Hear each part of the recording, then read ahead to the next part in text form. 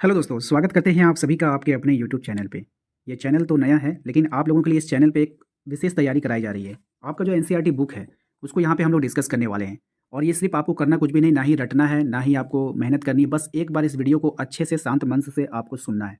जैसे ही आप इसको सुन लोगे ना, तो आपको कुछ इम्प्रूवमेंट लगेगा खुद में खुद, कि हाँ, आपने कुछ सीखा है। क्योंकि आपने देखा होगा कि सामाजिक विज्ञान में ज़्यादातर क्वेश्चन जो है वो कहाँ से पूछे जाते हैं, तो देखोगे आप लोग कि इंटरनली पूछे जाते हैं। यानी बुक के अंदर से वो लोग कहाँ से क्वेश्चन निकालते हैं, आपको भी पता नहीं चलेगा। तो आज का वीडियो काफ़ी इंपॉर्टेंट होगा, वीडियो को लाइक करना है और इस वीडियो को ज़्यादा से ज़्यादा दोस्तों तक शेयर करना है, ठीक है? तो चलिए शुरू करते हैं और हम जो जो मुख्य इंपॉर्टेंट टॉपिक होगा ना, बस उसको डिस्कस करेंगे। बस केवल आप सुनिए और जहाँ पे आपको लगता है कि नहीं, ये वाला पॉइंट मुझे पता नहीं था, इस पॉइंट को मुझे लिखना चाहिए, तो आप लिख भी सकते हो। तो चलिए देखिए यहाँ पर क्या है। सबसे पहले हम लोग बात करेंगे नेपोलियन के बारे में। आप लोगों को पता है कि आपके बुक में नेपोलियन है। यहाँ पे कह रहा है कि नेपोलियन का जो जन्म हुआ था वो 15 अगस्त 1769 को हुआ था। नेपोलियन एक महान सम्राट था। क्या था? महान सम्राट था और उसका जन्म कब हुआ था? 15 अगस्त 1769 को।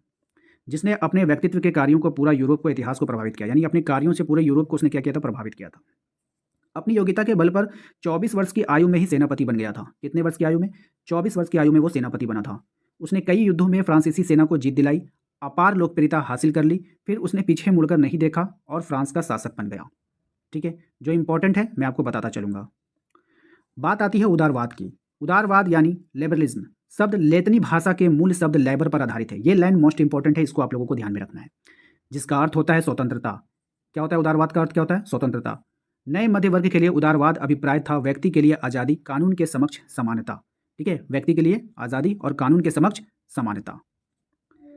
नेक्स्ट आते हैं हम लोग निरंकुशवाद। यहाँ से भी कई बार देखा गया है कि यहाँ से भी आप लोगों के सवाल पूछा गया है। निरंकुशवाद का सामान्य अर्थ ऐसी सरकार या शासन से है जिसकी सत्ता पर किसी प्रकार का कोई अंकुश नहीं होता है, यानी कोई बॉन्ड नहीं होता है, वो चाहे जो करे। ठीक है, इतिहास में ऐसी राजशाही सरकारों को निरंकुश सरकार कहते हैं जो अत्यंत केंद्रीकृत होती है, मतलब वो सेंट्रल पे होती है, सैन्य बल पर आधारित होती है, उसके पास अपनी सेना होती है और वो दमनकारी सरकारें होती है, वो जुल्म करती है।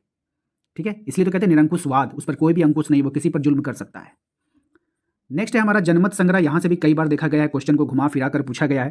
तो एक प्रत्यक्ष मतदान जिसके द्वारा एक क्षेत्र की सारी जनता से किसी प्रस्ताव को स्वीकार या अस्वीकार करने के लिए पूछा जाता है, उसको हम लोग जनमत संग्रह कहते हैं, यानी पब्लिक वोटिंग। कोई ऐसा मान लीजिए प्रोजेक्ट आया और हमें पूछना है कि बताइए कि ये प्रोजेक्ट अच्छा है या खराब है, तो वहाँ पे हाँ या ना में आपको उत्तर देना होता है, पब्लिकली आप लोग से वोटिंग लिया जाएगा, तो उसको हम लोग कहेंगे जनमत संग्रह। उसके बाद है हमारा यूटोपिया। आप लोगों को पता है कितना इंपॉर्टेंट है, कई बार यहाँ से क्वेश्चन भी देखने को मिला है। तो एक ऐसे समाज की कल्पना जो इतना आदर्श है कि उसका साकार होना लगभग क्या होता है? असंभव होता है। ठीक है, यानी ऐसे समाज का मतलब सोच लेना कि ये समाज ऐसा हो जाएगा, वैसा हो जाएगा, जिसका साकार होना लगभग क्या हो जाता है? असंभव हो जाता है। इसके बाद आते हैं मुख्य पॉइंट पे। इसके बाद जो आप लोग ये वाला पॉइंट देख रहे हो ना, राष्ट्रवाद के उदय का क्या कारण है, तो ये जो है काफ़ी इंपॉर्टेंट है। यहाँ से घुमा फिरा के भी आप लोगों से क्वेश्चन पूछा जा सकता है। तो निरंकुश शासन व्यवस्था, यानी कि निरंकुश शासन व्यवस्था ये राष्ट्रवाद के उदय का कारण है, क्योंकि भाई ऐसी सरकार को बैठाओगे जिस पर कोई अंकुश ना हो, तो राष्ट्रवाद तो पनपेगा। उदारवादी विचारों का प्रचार प्रसार। अब इस तरह के विचार, जब उदारवाद विचार जब होंगे, उनका प्रचार प्रसार होगा, तो लोग ज़्यादा से ज़्यादा इन्वॉल्व होंगे। स्वतंत्रता, समानता व बंधुत्व का नारा, ये जो नारा लगाया गया कि नहीं चलो अब सबको एक समान आपको देखना होगा, सब भाई भाई हैं, सबको स्वतंत्रता मिलनी चाहिए, तो ये तरह का नारा लगेगा तो भाई आंदोलन तो होगा ही होगा। शिक्षित मध्य वर्ग की भूमिका इसमें काफ़ी इंपॉर्टेंट थी। ठीक है, इस बात का आप लोग को ध्यान रखना है। इसके बाद मोस्ट इंपॉर्टेंट है यहाँ पर, इसको आप लोग ध्यान में रखना। फ्रांसीसी क्रांति हुई थी 1789 में, नागरिक संहिता लागू हुआ 1804 में, वीना की संधि हुई 1815 में, उदारवादियों की क्रांति हुई 1848 में, और जर्मनी का एकीकरण हुआ 1866 से 1871 में, और इटली का एकीकरण हुआ 1859 से 1871 में। ठीक है, तो ये काफ़ी इंपॉर्टेंट डेट है, इसको आप लोगों को अच्छे से रखना है। ठीक है, इसके बाद जो इंपॉर्टेंट है वो है यूरोपीय समाज की संरचना। ये जो यूरोपीय समाज था वो दो भागों में विभाजित था। पहला था उच्च वर्ग, दूसरा था निम्न वर्ग। जो उच्च वर्ग के लोग थे वहाँ पे उनकी जनसंख्या जो है वो कम थी। ठीक है, ध्यान रखिएगा, जो उच्च वर्ग है उनकी जनसंख्या क्या है? वहाँ पे कम है। और जो उच्च वर्ग तथा इसका जो वर्चस्व जमाने वाला था, ये इनका मतलब कि दबदबा था वहाँ पर, ये ज़्यादा थे। ये जमींदार यानी ढेर खेतों के मालिक थे, ये जमींदार हुआ करते थे और सभी अधिकार इनको दिया जाता था, सारा अधिकार इन्हीं के पास था। अगर हम निम्न वर्ग की बात करें तो निम्न वर्ग जो है जनसंख्या में कम थे। निम्न वर्ग को क्या कहते थे? पता है ना आप लोगों को? निम्न वर्ग को क्या कहते थे? कृषक वर्ग होता था। उच्च वर्ग क्या होता था? कुलीन होता था। इसका भी आप लोग क्लियर रखिएगा।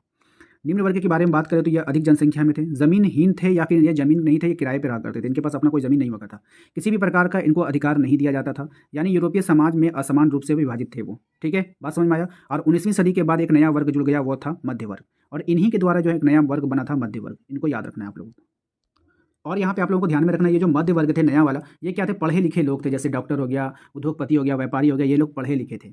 ठीक है, और पढ़े लिखे होने के कारण ही इन लोगों ने समान कानून की मांग कर डाली।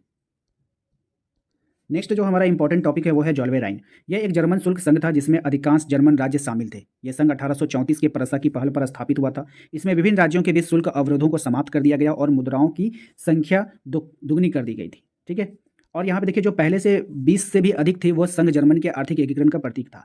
सिंपल है, यहाँ पे जो इंपॉर्टेंट आपका लाइन है कि ये जर्मन शुल्क संघ था। क्या था ये आपको याद रखना है कि जोल्वेराइन क्या था, एक जर्मन शुल्क संघ था जिसमें अधिकांश जर्मन राज्य शामिल थे और यह संघ 1834 में प्रसा की पहल पर स्थापित हुआ था। बस यहाँ तक काफी मोस्ट इंपॉर्टेंट है, आपको इतना याद रखना है। तो उम्मीद करते हैं कि आप लोगों को आज का ये वीडियो पसंद आया होगा। वीडियो कैसा लगा तो प्लीज़ हमें कमेंट करके जरूर बताइएगा। इस तरह के वीडियोस और पाने के लिए मिलते हैं हम लोग अपने अगले वीडियो में।